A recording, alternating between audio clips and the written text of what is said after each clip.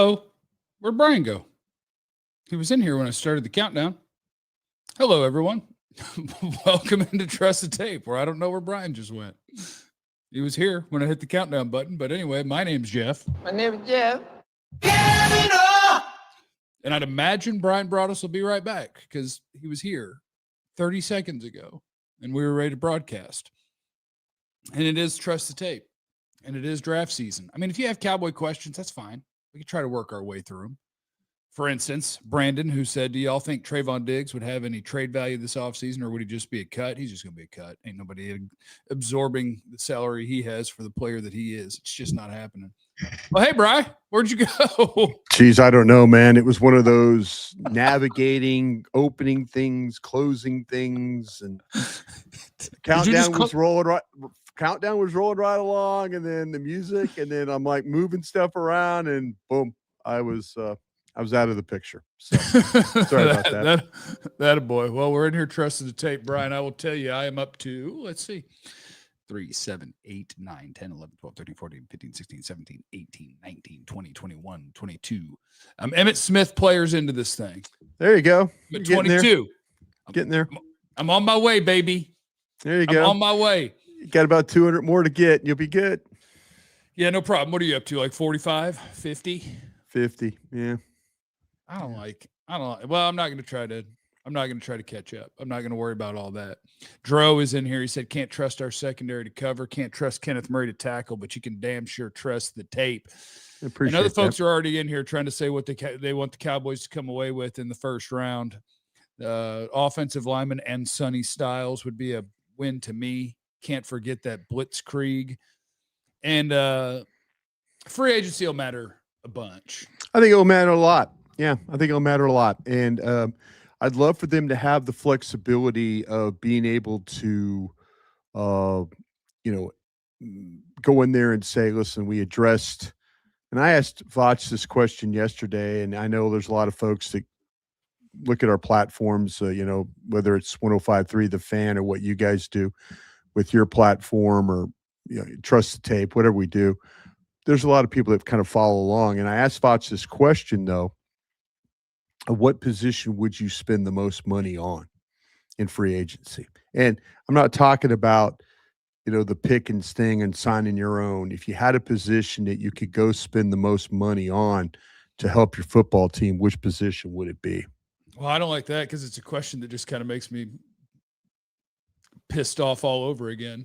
You had the opportunity to do this at a really important position and you decided not to.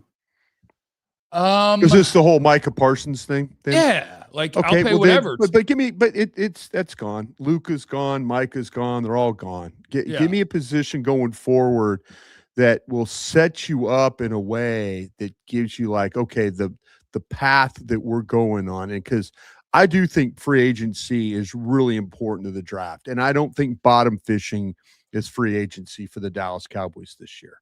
So I don't see that. The first two that jump into my head are still pass rush and maybe offensive tackle. Because I think if you are no longer satisfied, and I thought this was possible a year ago and it didn't happen because they just don't have an answer for how to do it. You would love to save your $15 million or whatever for Terrence Steele. But then you'd have to fill that job. And I don't want him to try to fill that job with Nate Thomas because now I'm worse at offensive tackle and you might as well have just kept Terrence Steele. And I wonder what that's going to look like because they may find themselves just keeping him another year, even though they don't want him. They just don't have another answer at present. And if you think you're just going to fire off another first-round pick for an offensive tackle and he's going to step in and be good, I'm wary of that. This is Trust the Tape, and we love these watching the players, ranking the players. And I think sometimes it makes people even more optimistic about the players because you feel like you know them. But if we're banking on 3 or 4 rookies to step in and be good starters, boy, that's super optimistic. So you got no choice, though, bro. You really do. I mean, well, if that's what you're banking on, I would say you're. But no, that's why. No. But that's why I'm saying I do disagree with you about Nate Thomas. I will say this. You think Nate Thomas better than Terrence Steele? I think Nate Thomas could be better than Terrence Steele. Yeah, absolutely, I do. I do. Yeah, I think Terrence Steele is who Terrence Steele is. I think there's things you got to remember. Nate Thomas, essentially a rookie playing. Last year was a redshirt year. Wasn't around the team on injured reserve the entire season. I think an off season of of the experience that he's got. By the way, he's going to start again this week against the Chargers. So that's something. But yeah, I think that to me that you're looking at a guy for like the first year of really playing, and so I'm more optimistic about Nate Thomas in year 2 when it comes to, okay, I've played some left tackle, I've played some right tackle, I've had some ups, I've had some downs. You go over there, get with Duke and work on some technique, hand placement, feet. He's going to go in the weight room and get stronger in that way. My willingness to stick with young linemen, I think is a little bit more than yours is right now. And I say that because I know that Terrence Steele is not going to get better. I know that. I've seen that now 6-7 years. That to me, a point that Vach brought up and I thought was really interesting is that maybe some of these offensive linemen that you feel like that you're missing on, maybe some of the, when you look at how you feel about Guyton and all that, the one thing that has been consistent, and I think this is a really, really good point. And if you're thinking about, say, Dallas is picking at 14, and you're really like, damn it, we can't take another offensive lineman. It's kind of in that range, though, where you have taken linemen in the past, and it's worked out really good for you. It's when you take the lineman at 27 or 28 or 29. Well, and the exception to that would be a Travis Frederick, who a lot of people thought was a third-round guy. Dallas took him at 30. He turned out to be, an outstanding player for you. But when you take a guy like Booker at 12, now you're taking linemen, Zach Martin at 13. Now you're taking linemen that I think it was 13, 14, wasn't he? Somewhere right around there. I thought it was 16, but he might have been 14. Definitely an even number. I know, but it's in that range. It's in that. I think Dallas was it 16. It probably was 16, but it's in that That's range. The number that jumps out in my head is 16. No, I think you're right. I think you're right. Okay, yeah, because they were the linebacker from Ohio State, Shazier, went ahead of him. So yeah, so you're in a situation where you're taking linemen at a certain spot and not taking them 10, 12, 14 places later. The quality of the lineman is I think that's fair.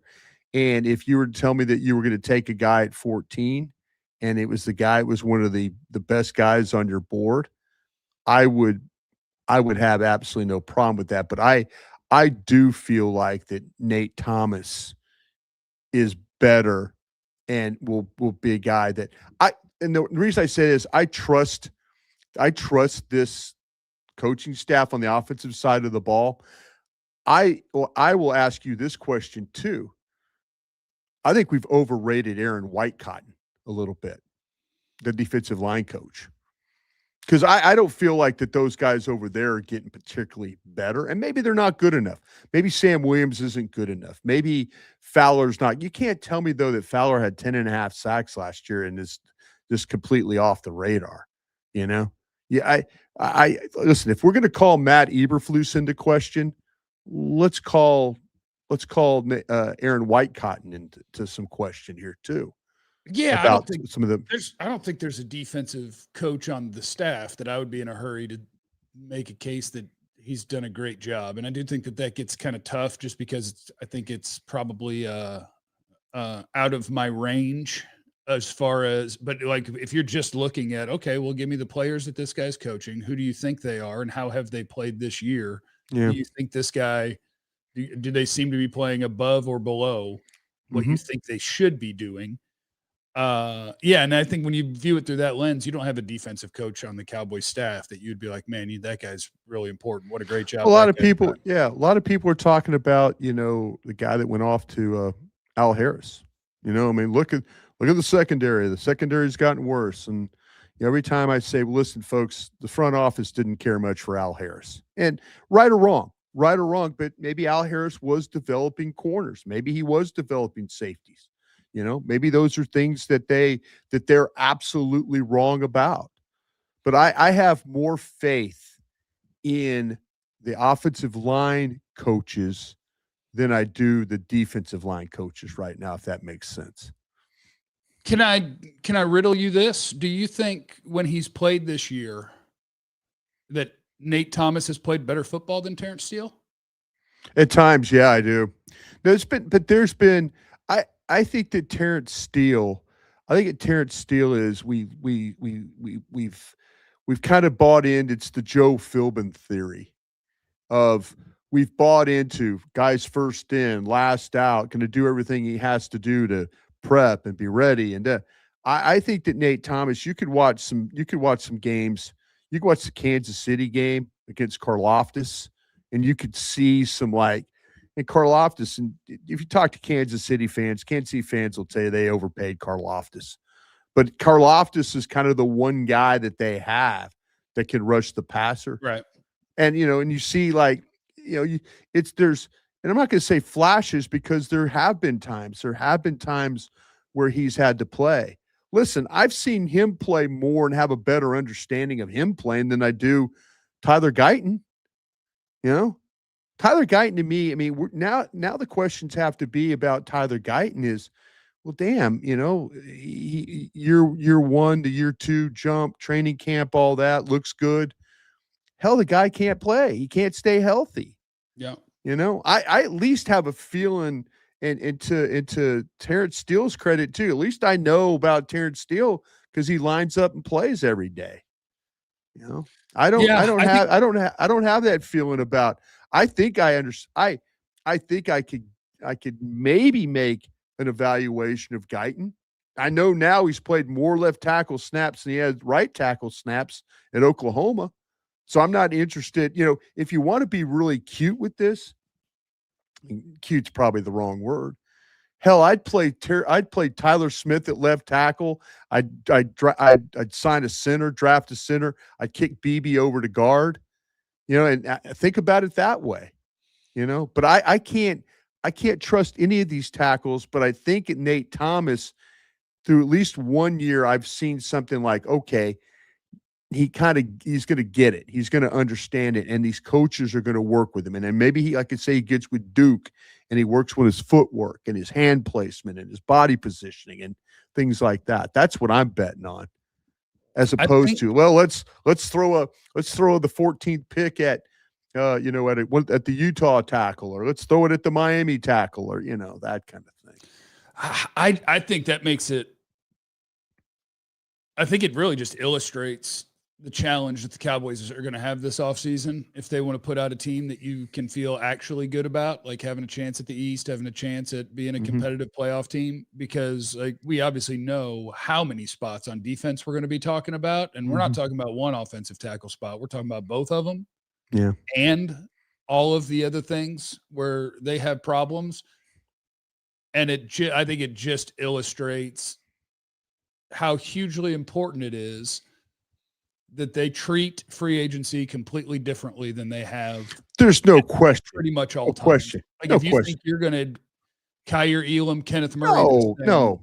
That's what they like to do. But if you try that, boy, I think you're sunk. If you think that you're going to say, all right, look, Nate Thomas is going to be our right tackle, Tyler Guyton's going to be our left tackle, and we're going to piece this thing together by taking guys we thought might have been good 4 years ago. We're on a scary path in that way. So I don't know. I don't know the answer. I would love, if Nate Thomas being the answer at right tackle that you can get by with would obviously be, to me, the dream. I bet that's the one thing I would bet on. I would bet on that one because I do have confidence in this offensive line coach. Both these guys, I have confidence that they will get, they will get the absolute. The problem is I have more questions about Tyler Guyton's health than I do Nate Thomas playing right tackle. How about that? Oh, see, I have the exact same question about both, which is just like, really? That's what we got to count on. Jerome is in the super chat. Is it too early to consider a quarterback if one falls in the first round? I mean, it is if your goal is to win, but I like the question though. Yeah, I mean, the teams question. like I like the question. Green Bay is really the only team that jumps out. Teams will do it years in I advance grew up if in you that like a guy system. enough. I grew up in that system. You know, that's where I got my start 35 years ago. I understand it. If you like a guy enough, even if you think it's 2 or 3 years away, I mean, the quarterback is that damn important that if you see somebody there and you say, "Look, I know it ain't for this year, and it's not for next year, but this could be our next decade," and the right guy is there. Watch the Rams. Watch what the Rams do with that early pick that they have. You know, Yeah, but he's at the end, right? Boy, that guy's playing at such a high level. What did he throw for? 400 yards last Oh time? yeah, no, he's still awesome, but I feel like mentally, like I wouldn't be surprised if he retired if they won the Super Bowl. Like, you know, they started the year and he was like, "I'm back." That guy's a badass. He is. He's great. And I mean, if he plays 3 more years, then yeah, it could be the same kind of deal. Nathan's in the super chat. If the Dallas Cowboys move to the box, the first step to getting fired is DC move to the box. The first step to getting fired. It seems like what happened to Mike Nolan in 2020. Yeah, I know the timeline. And one of my, by the way, folks, if you're listening, I'm still hacked on Twitter. Don't buy Bitcoin from me or any of that crap, or a truck or whatever. Well, you know, I looked up Bitcoin yesterday. Seems like it's been a little stagnant lately. Might be a good time to buy. Don't listen to my Twitter page. But somebody did tweet at me through the Crown Global Media page and was saying about the timeline of, because Vach and I asked Vach the question of how quickly would you think that Jerry Jones and the front office would move from a defensive coordinator? And one of our listeners gave me the timeline of, there was in 2020 when they did fire Mike Nolan, it was season ended on January 3rd. They changed the coach on January 8th, and then they had Dan Quinn in place by January 11th. So to me, this is the cynical part of me. This is the kind of like the reckless speculation guy. Oh, Recky Specky? Shoddy might have said, "Listen, just get away from me. Get away from me. I love that. You know, go in the box, get away from me." And and maybe this is his way of saying, just go move. I don't want to see you on the sidelines anymore. I think that they're in a situation, and again, reckless speculation. I think Jerry Jones doesn't want to change coordinators for continuity, but that was probably 2-3 weeks ago. I think now, if Brian Schottenheimer walked up to him and says, "I would like to hire a different defensive coordinator," we'll see what happens with Todd Bowles in Tampa. We'll see what happens with Jim Schwartz up in Cleveland. You know, there's going to be some coaches that will be available, but I could very well see they might very well be working on guys right now as we speak. And so we might see that timeline, the same timeline. Can they talk Jerry into hiring a stranger? Who are they going to hire? A guy that he's not friends with? Well, I mean, I don't think anybody would have a problem with Todd Bowles. I think Todd Bowles is really good defensive coordinator. But yeah, could Jerry Jones ask Bill Belichick about Matt Patricia? At Ohio State. Matt Patricia's at Ohio State, and he's turned that thing. I think Matt players Patricia. are great, but if I'm Matt Patricia, I don't even leave Ohio State. No. Yeah, come here and coordinate. And I bet Ohio State 27th ranked defense. Come on, yeah, I think Ohio State will outpay you. I don't think Jerry Jones is going to go money whip somebody because that's just not how he operates. But I'm saying Jim Schwartz, that's another one. Jim Schwartz is a guy that was with Belichick. You know, there's connections that could be made here. But yeah, I mean, to me, there's guys that I would put this one in Brian Schottenheimer's hands. I think Brian Schottenheimer, when he took this job, didn't have a list of coaches in mind.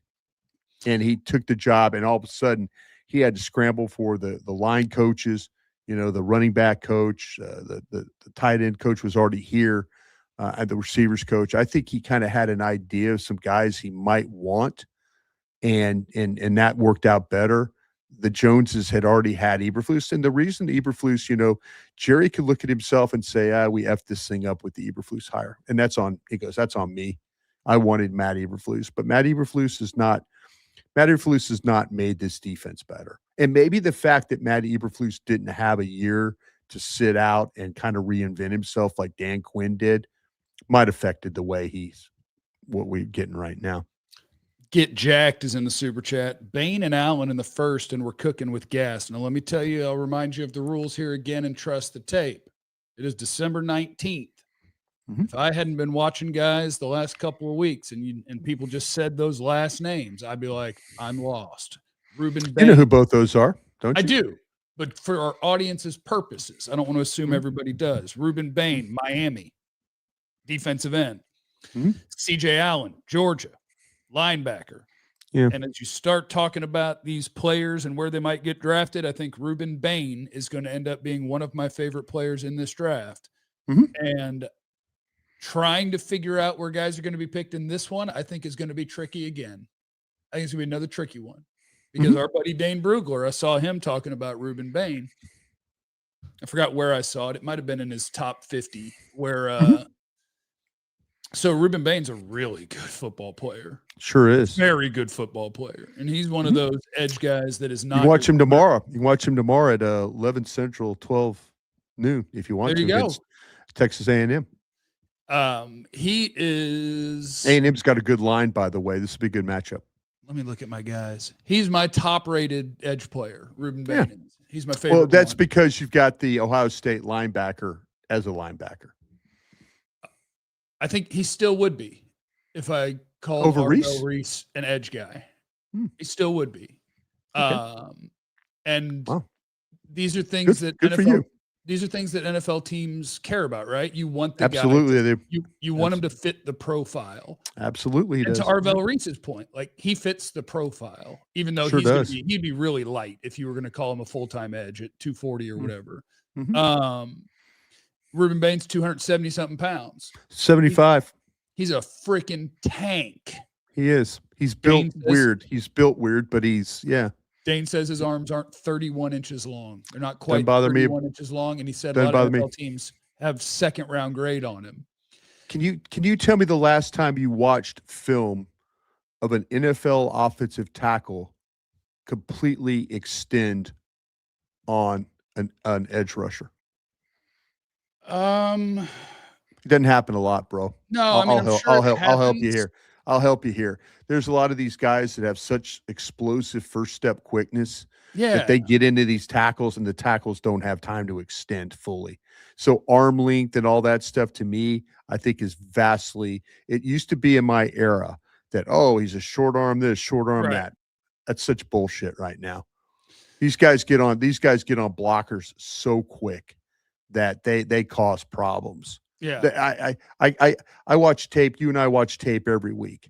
And it's the point is watching guys fully extend rarely happens. No, because you're too off guard for that. It's not like you get everybody just squared up perfectly and you throw your hands and you get like there's first round offensive tackles that I'm watching that I'm like, man, he rarely wins with his hands. Like people get into his chest, but he's strong enough to absorb it. Feet. Yeah. The way that blockers win nowadays are feet. That's the Alabama's Proctor. That guy, he's got such mass. He's 366 pounds. He's got mass. He comes off the ball. He gets movement that way. But, for a big man, there's some of the times where you'll see him get broken down because of his feet. Right. And that's you watch the two Utah tackles. What do they win on? They're 306 and 308. They win on like they're 250. They win on movement. They don't win on length and strength. That's what the trouble I used to get it.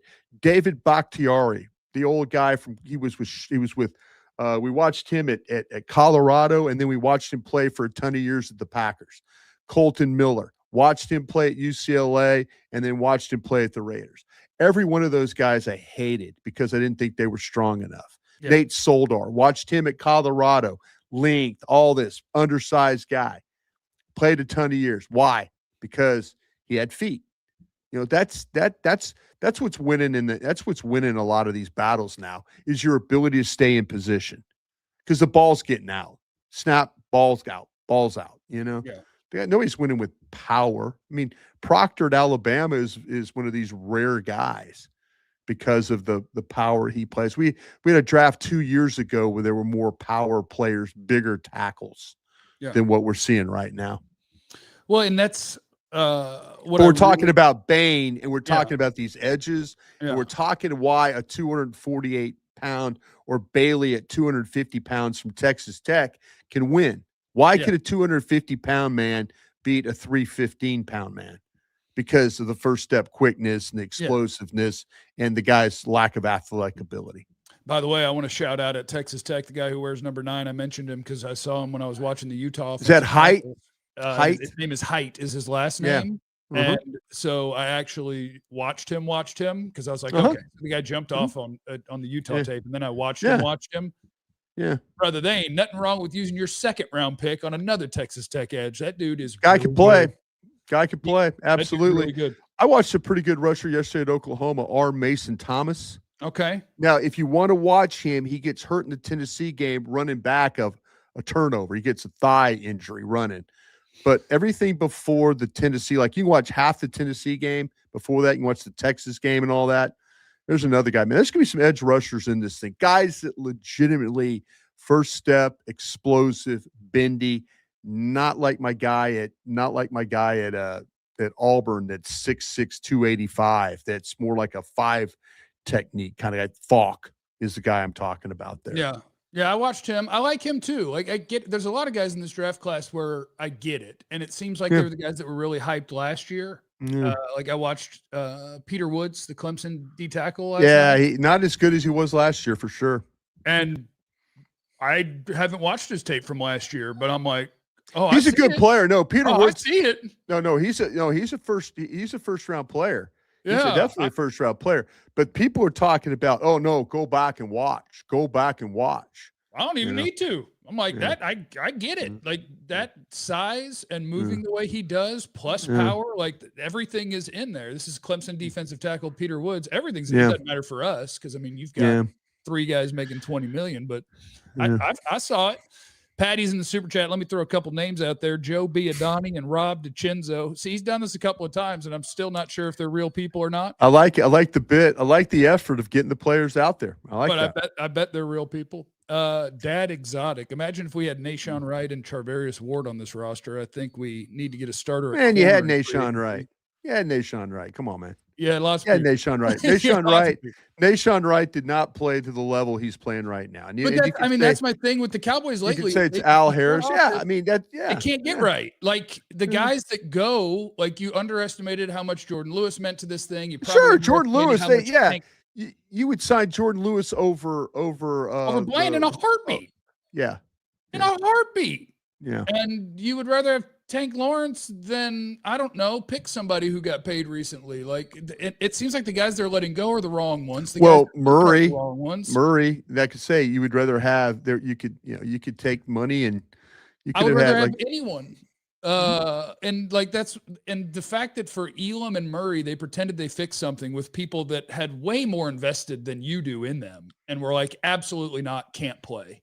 And you were like, let us give you something to absorb a first round salary for the guy that you had way more invested in that you think, just get him out of here. And don't worry, they'll start and be fine for us. No, we're going to stop it.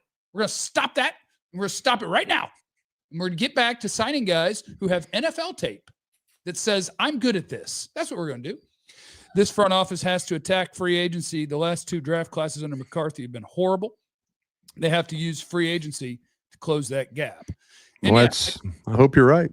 We've been talking about that a lot. They need to, but does that mean that they will?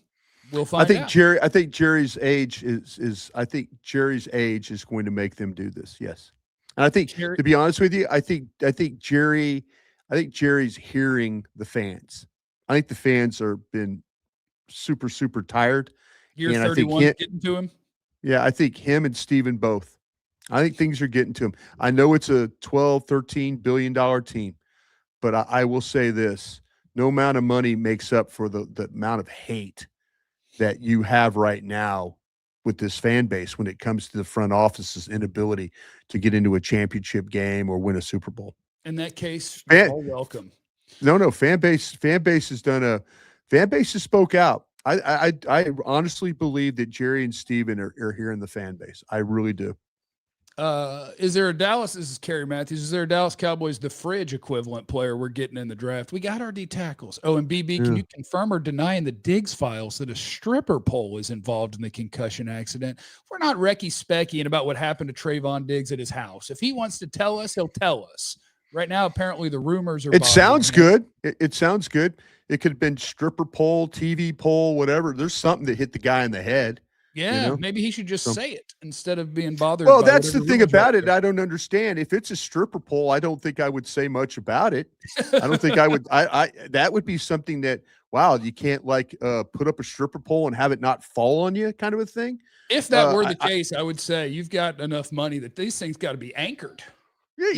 How about some? Yeah, why not go on YouTube and look at some home improvement tips to get that thing got it? But it could be stripper pole. It could be something hit the guy in the head. So stripper pole, TV pole, whatever they. But if maybe there's a reason why that they're not saying anything about this. I don't know. Daniel's in the super chat. Love KC Concepcion from NC State /A&M. Tyreek Hill. That guy's a player, man. That guy right there is an absolute. And there's another guy that you can watch. On Saturday morning, because this guy, I'm telling you what, they've got some really good receivers in this draft. But this kid, when you watched him at North Carolina State, he's really just a little bit of some notes. Super crafty as a route runner, separation in routes. He's deceptive, the burst, the quickness, the pace that he plays at on the move, separation at the top of the route, the quickness. He's a dynamic player with the ball in his hands. He's like a punt returner too. He's 5'11", 190. And he's one of these guys that he's got some power when he runs and he's running through people. I was watching him in the Mississippi State game. And he had a catch on the 4-yard line and just powered his way into the end zone. But here's a guy, short catch, making a big one. First guy miss, lineup play, slot, outside, all the routes. This guy is going to be, I think that some people are really going to fall in love with him. And Miami's probably going to have to, find a way to cover him up tomorrow, because he could definitely make plays for you. He was good at North Carolina State. I went back and saw a game or two just because I wanted to make sure that I had the right guy. And at North Carolina State, he was a very productive player. Casa de Finch is putting a Cal linebacker on the radar, Brian. Go ahead and write that down, okay? Got that one. Get that one handled. All right. Thanks, everybody, for stopping by. We got to go. We appreciate you, and we'll see you again on Tuesday. I think that's the day we do the shows. I always forget until it's almost time, and then I remember. So we'll see you again on Tuesday. Thanks for trusting the tape. Go follow Crown Global Media on YouTube and on social media, and make sure you're locked into the DLLS sports accounts as well, as I do the Cowboys show over there. And remember to trust the tape. And remember, you have no idea what anybody's going through. Be cool to everybody. We love you. Be easy.